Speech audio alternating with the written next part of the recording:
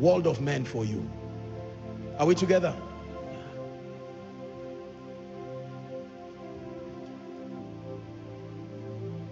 Of all these laws I mentioned, which do you not know? Which have you not learned? Which have you not mastered? Do you know, sometimes with all due respect, as I watch people interact, and I say this with every sense of humility, I watch the gaps in knowledge and the mistakes people continue to make, and they blame God for the reason why they do not have strategic connections. Trouble keeps backfiring for them back to back, and they cannot explain why. Learn this. For you, it may be you don't have the law of honor. Everybody in your world is your mate. Save Johnny. God is your mate. Destiny helpers are, you know what I mean by your mate. I mean, you have a classless world.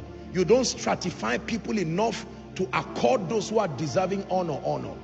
You will go through needless battles. How about words?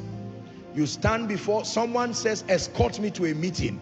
It's not your meeting, it's not your company, but you become the greatest talkative there. The director says, you know, I'm trying to say, no, my brother is a military man. That statement is a lie. Just yesterday, I can't even call him here. And everybody just keeps quiet. And you think they are quiet because they are impressed watching you. You have destroyed the relationship of the one who brought you. And while you are going, the person is thinking of how he will say, I'm sorry. You say, you know, I enjoyed my time. How many was Kai? It's been a long time since I gave myself room to speak intelligently like this. And the person is saying, what did I do? What generational cause followed me and made me carry this person to the place where my destiny helpers are?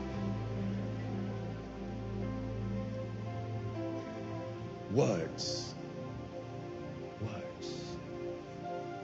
You can say one thing that can bring an open door that remains transgenerational.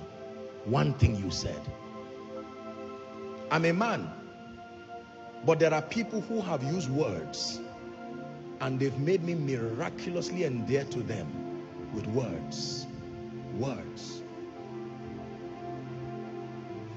Hezekiah turned his face to the wall and said, Isaiah, you have prophesied. Isaiah brought the thing hot like that, the way he received it.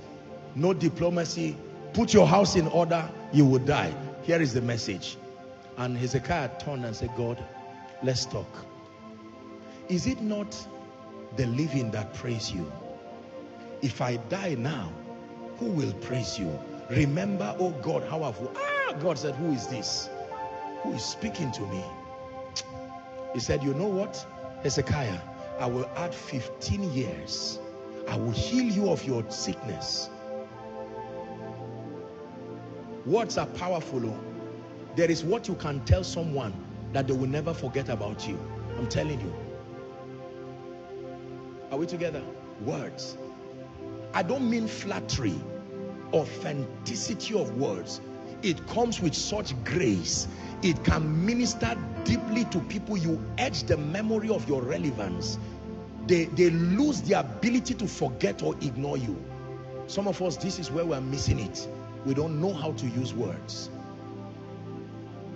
And for others, it's timing. You wake your husband by 3 o'clock and say, stand up. Stand up. This apostle's teaching on boldness is to stand up. There's an issue we need to discuss. And the man says, I hope you know they just sacked me. He says, stand up, oh. Stand up. I was praying with a group and they said the trouble in this house is coming from your family. The man said, that's why you are waking me? The next thing you will see him talking with a lawyer for 1 hour. And you are wondering why he's talking with the man that way. And he says, you know what? I'm just going to drive you out of my life. And you're saying, what did I do? Timing. Not every time is convenient for everything. Master timing.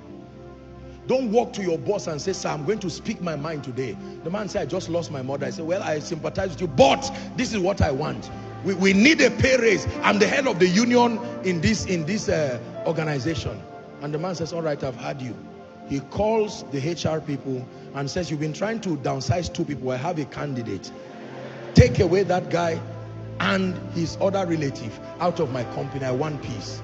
and all of a sudden you come, you see that sometimes what we call generational curses and all these problems, they are just an opportunity we. Well, a few more things on relationship. Master human nature, I said that. Let me repeat it for emphasis. Hear me, ladies and gentlemen. We are still on earth now. So create a system within your heart to not be surprised at the inconsistencies of men. There are some of you who are shocked at everything. How come my director just hates me like that? This is the world of men. Are we together now? This is why you need God, the friend who sticketh closer than a friend. One day your husband does something, your wife does something, your spouse, your children, and all of that, and you are wondering, what is this again? Even this one that is close to me. Unfortunately, welcome to the world of men. When you know this about men, you will appreciate the ones God has worked on. And if that person God has worked on is your wife, appreciate God seriously.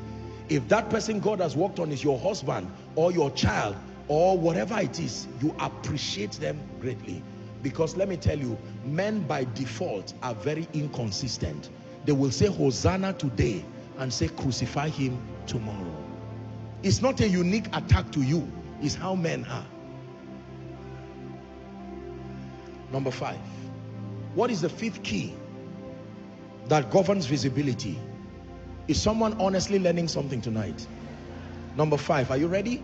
The power of true humility. The power of